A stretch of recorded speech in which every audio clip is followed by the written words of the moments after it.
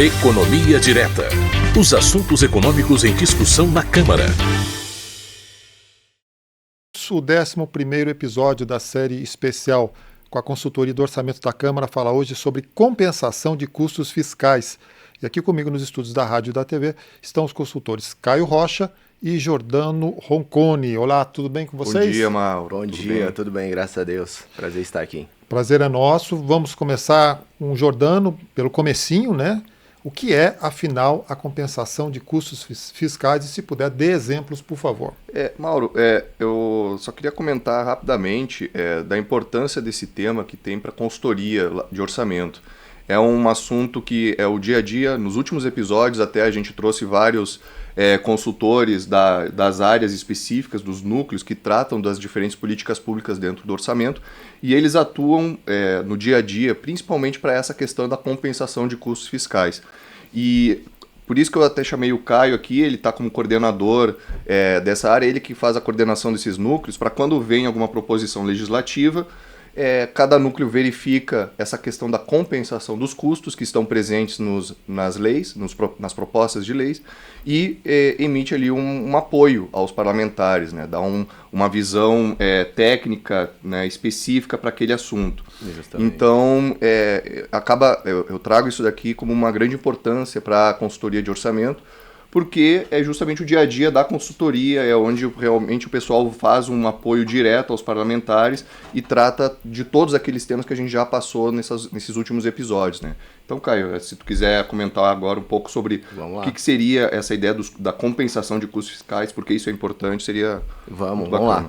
Bom, quando a gente está falando de compensação de custos fiscais, trazendo aqui um pouco do beabá, né, do que seriam essas compensações, é interessante a gente trazer primeiro o que são esses custos fiscais, né? O que a gente está falando?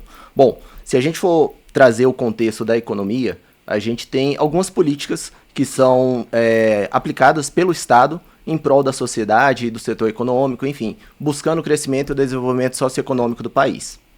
Então, dentre essas políticas, nós podemos citar aqui a política fiscal, a política cambial, a política monetária, enfim. Quando a gente está falando de custo fiscal, estamos falando muito mais da política fiscal. Política fiscal tem dois parâmetros que a gente pode trabalhar: o parâmetro da receita e o parâmetro da despesa. Quando a gente está falando do parâmetro da receita, nós estamos falando da tributação. São as receitas que o Estado tem, que são legalmente estabelecidas, para aplicação em políticas públicas. Essa é a ideia.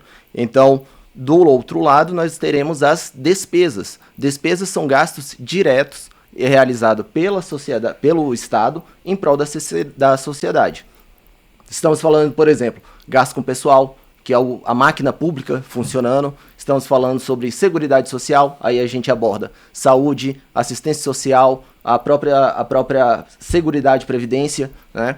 Então, e aí é que entra as compensações para isso, né? A LRF é que traz justamente esses pontos. Como compensar se você quer reduzir a receita, um benefício fiscal, é uma redução de receita. Então a LRF vem e traz, a lei de responsabilidade fiscal, né? A LRF a gente traz daí a questão, você quer reduzir receita, dar um benefício fiscal, porque implica redução de receita, existem algumas regras específicas. Você quer aumentar uma despesa, é uma despesa de longo prazo, a LRF traz também uma disposição sobre como se faz essa compensação, de que você quer reduzir a despesa, beleza, mas aumentar a despesa, beleza, mas como você vai fazer para compensar esse aumento de despesa no orçamento? Você vai aumentar a receita, você vai reduzir outra despesa? Eu acho que é muito nesse sentido aí. Para manter um equilíbrio, é isso? É para manter o equilíbrio fiscal, exatamente. Se a gente for olhar para o lado da receita, como o Jordano nos trouxe, a LRF ela traz mecanismos para que a gente tenha o controle e esse equilíbrio fiscal. O artigo 14 traz exatamente sobre como se dá a questão da implementação de uma renúncia de receita, em que o Estado abre mão de parte dos seus recursos, né, em prol de um desenvolvimento econômico, social, por meio dos próprios agentes econômicos. Renúncia, por exemplo, seria um caso do Simples. Exato. Ou de outros programas. Então, por exemplo, o empresário que entra no Simples, ele paga menos imposto e o governo deixa de arrecadar. Exatamente. Aí é que vem a compensação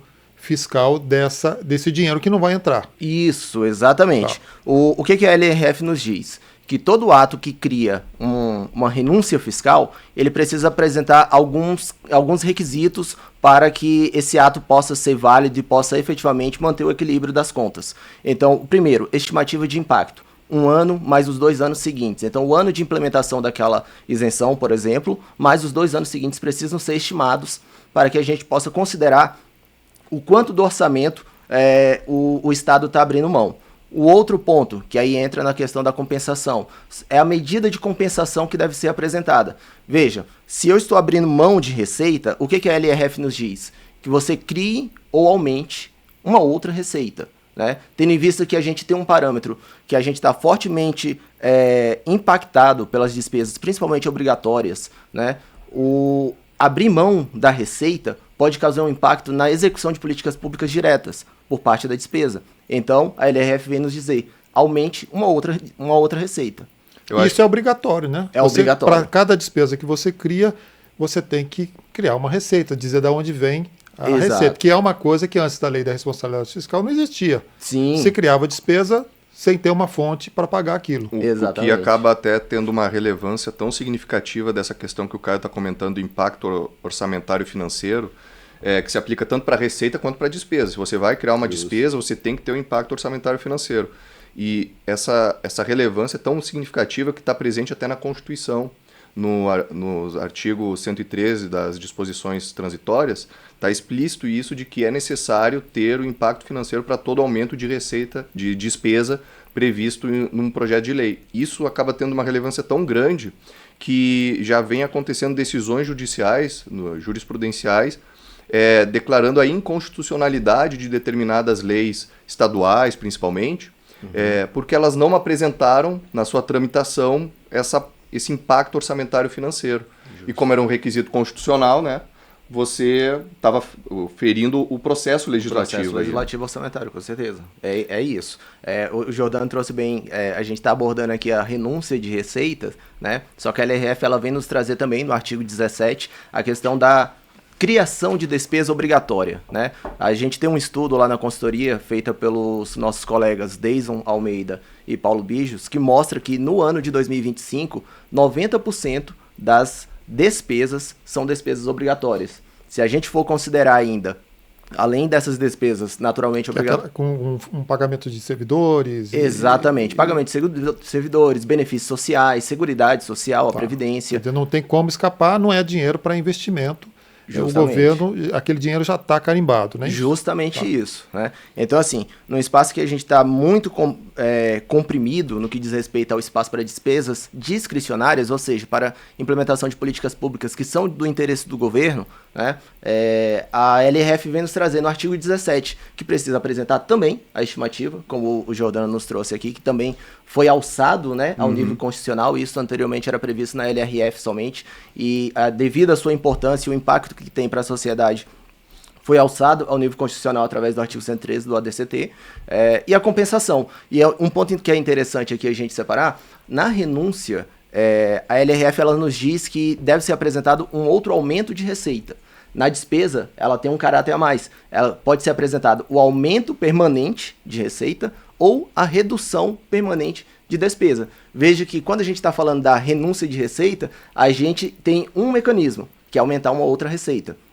Na parte das despesas, a gente tem 2 mecanismos, que é ou aumenta permanentemente uma receita ou reduz permanentemente uma despesa. E esse ponto do permanente é interessante, que na renúncia de receita não vem esse termo estabelecido. Vem estabelecido na despesa obrigatória de caráter continuado. Por quê? Porque, como é uma despesa obrigatória e é de caráter continuado, a gente prevê uma permanência disso ao longo do tempo. E eu acho que aí já cria alguns desafios em todo esse processo. Por exemplo, a interpretação do que seria permanente. Né? Permanente tanto para a receita quanto para a despesa. Porque se você aumentar uma despesa de forma permanente, ela vai ser estrutural, vai ser conjuntural, ou seja, vai ser só naqueles 3, 4 anos, e aí depois já vai poder ter um aumento dessa redução permanente que aconteceu. Exatamente. Eu acho que a gente já vai... Uma coisa que acontece muito na consultoria é justamente verificar essas interpretações que ficam muito soltas na hora de aplicar os conceitos da LRF nos casos práticos, né? Nos casos específicos que trazem essas propostas de compensação, né? Agora, Jordano, como é que você faz para controlar tudo isso? Quais são os principais controles para viabilizar essa compensação? Olha, aí eu acho que o Caio já pode até comentar um pouco, porque é uma coisa do dia a dia, não é mesmo, da consultoria, esses controles para verificar a compensação, de apresentar até para os parlamentares, né? Com certeza. O que a gente faz no nosso dia a dia, né? Nós trabalhamos a coordenação de adequação orçamentária e financeira, a coordenação que eu atuo atualmente, e nós temos o trabalho de receber as demandas dos parlamentares solicitando essa avaliação, tanto a estimativa de impacto quanto a própria avaliação se existe adequação e compatibilidade do projeto com as normas orçamentárias. Então, no dia a dia, o trabalho dos nossos consultores é fazer tanto essa criação da estimativa, quanto a avaliação de qual é a medida de compensação que pode ser apresentada. Porque muitas vezes, e grande parte dos projetos que tramitam na casa, seja vindo do Executivo, seja vindo diretamente aqui do Legislativo, eles vêm sem a estimativa e sem a medida de compensação. E aí cabe a nós trabalhar, de alguma forma, ou a retirada do impacto. Às vezes, em alguns projetos, a gente consegue com que o projeto de lei se encaminhe e perca esse impacto orçamentário e financeiro. Então, a gente diz que o projeto se torna sem implicação. No entanto, em algumas situações, a gente precisa ter efetivamente a estimativa de impacto, por exemplo. E a estimativa de impacto é um dos grandes trabalhos que a gente tem, que tem... Para montar metodologia. Para montar a metodologia, a questão da verificar base a consistência, né? Porque se você apresenta algo sem uma consistência metodológica, pode ter depois implicações de não gerar o aspecto quantitativo correto, né? Perdão, Jordano, nesse contexto, né, a gente acaba que faz estimativas que, se não bem trabalhadas, a gente atua diretamente na meta fiscal. Imagine que a gente estabeleça, porque a LRF nos pede isso, né? Ela pede que a gente demonstre, o projeto de lei, né? O legislativo, o criador, o legislador, que demonstre não somente que tem a medida de compensação, não somente que tem a estimativa de impacto, mas também que isso está em consonância com as metas fiscais. Então imagina se criar uma estimativa de impacto, estabelecer um número ali, e esse é um grande desafio, estabelecer um número do impacto para 3 exercícios, por exemplo, e esse número tem uma falha no seu cálculo. O impacto que isso gera nas metas fiscais do governo, né? Então esse é o grande trabalho, e assim, hoje, atualmente, a gente ainda tem alguma sensibilidade na criação das estimativas, tendo em vista a necessidade de base de dados, né? O Executivo tem uma base de dados muito maior do que o Legislativo. É um trabalho que a gente busca ampliar na nossa capacidade de execução, porque muitas vezes a gente simplesmente não tem essas bases de dados. Então a gente recorre do requerimento de informação por meio do parlamentar, por meio da comissão, solicitando ao Executivo, conforme pede a LDO, indica a LDO, solicitando subsídios para a estimativa de impacto. E aí só então, com a resposta do Executivo, é que a gente consegue trabalhar esse projeto. Agora, Caio, em relação, dentro desse contexto, quais são as preocupações para os gestores em relação às despesas com o pessoal? Despesas com o pessoal, vamos lá. O que a gente tem no cenário atual? Como a gente falou aqui, né, as despesas obrigatórias elas estão cada vez maiores, né? A gente está num cenário que hoje é 90%. Esse estudo que eu comentei do nosso colega Bijos e Deison demonstra que em 2027 o espaço discricionário será de 1,3%. Né? E boa parte das nossas despesas são pessoal. Ou seja, o espaço nenhum. Exatamente. E aí vem já uma questão importante, né? Você precisa compensar um aumento de despesa obrigatória, mas você já tem outra despesa obrigatória que está comprimindo esse espaço. Então, para você reduzir essas outras despesas, que são obrigatórias, é um esforço que é por meio de lei, né? Porque as despesas obrigatórias são oriundas de mandamentos legais e constitucionais. Então, a dificuldade de compensação é maior ainda, né? Sim, à medida que você vai avançando nos anos. E o desafio do gestor e também dos agentes políticos, né? Tanto no Executivo quanto no Legislativo, é trabalhar como que eu vou dizer que para se criar uma nova despesa... eu vou abrir mão de uma outra despesa que eu chamei de obrigatória lá atrás. Ora, se é obrigatória, como que eu vou dizer que agora ela não vale mais? Ou que agora ela não precisa mais ser executada? É um desafio grande que a gente tem aí. Acho que, inclusive, um ponto que é até importante em termos até institucionais é a questão que a LRF, inclusive, trouxe já no seu início, um conselho de gestão fiscal. O conselho de gestão fiscal é uma ideia presente na Lei de Responsabilidade Fiscal. nunca foi efetivado, ainda está no papel, nunca foi trazido à tona, e é justamente uma instância que seria justamente para criar um reforço, um monitoramento das despesas e das receitas. No controle, né? Um controle mesmo. Quem faria parte desse conselho? Esse conselho ele seria realmente para todos os poderes. Isso. Né? Envolveria os gestores, envolveria os agentes do Poder Legislativo, Executivo, Judiciário, justamente para fazer as deliberações, os monitoramentos, as recomendações, os entendimentos. Exato. Entendimentos consensuais, essas dúvidas que a gente trouxe aqui, né? Do que seria permanente, outros aspectos lá de margem de expansão das despesas obrigatórias. Como se faz esse entendimento correto para não ficar fragmentado entre os poderes, passaria por meio desse conselho de gestão fiscal. Né? O conselho envolveria os 3 poderes, então. Exato. Todos com foco nessa questão das compensações fiscais. Não somente nisso, né? O que o artigo 67 da LRF ela nos diz? Que o Conselho de Gestão Fiscal ele será composto por todos os poderes e todas as esferas de governo, né? Exatamente para trabalhar a harmonização de diversos aspectos fiscais. Não só a harmonização, mas o estabelecimento de critérios, o estabelecimento de regras fiscais, tudo voltado para essa gestão mais eficiente, né? E o cenário em que a gente está, com o aperto fiscal que a gente tem, na nossa visão, é uma necessidade que se tenha efetivamente esse trabalho conjunto de todos os poderes, todas as esferas, para o estabelecimento de regras fiscais mais sustentáveis para a sociedade. Essa é a ideia, né? Certo. Bom, o nosso tempo está terminando, infelizmente. Para a gente encerrar aqui, a pessoa que está ouvindo esse debate, parece um pouco técnico e tal, o que isso tem a ver com a vida da pessoa que está do outro lado ouvindo o que a gente está falando aqui? Vamos lá. Vou dar um exemplo aqui para a gente compreender o que isso significa, né? Veja, a gente tem um alto custo político na implementação de medidas de compensação na hora que se traz um projeto de lei. Certo? Então, por vezes, esse ônus político do projeto de lei, ele não é interessante nem para o Executivo, nem para o Legislativo. O que eu quero dizer com isso? Temos um determinado projeto que é de interesse social, por exemplo, estabelecimento do piso salarial de uma determinada categoria. Né? Aquilo é de interesse daquele grupo, daquela categoria. Porém, qual é a medida que a gente vai apresentar para compensar o aumento dessa despesa? Às vezes nem o Legislativo e nem o Executivo querem enfrentar o desafio de dizer, olha, para a implementação deste piso, eu irei retirar recursos dessa outra área. Então, o que a gente tem? Qual é o cenário que acontece?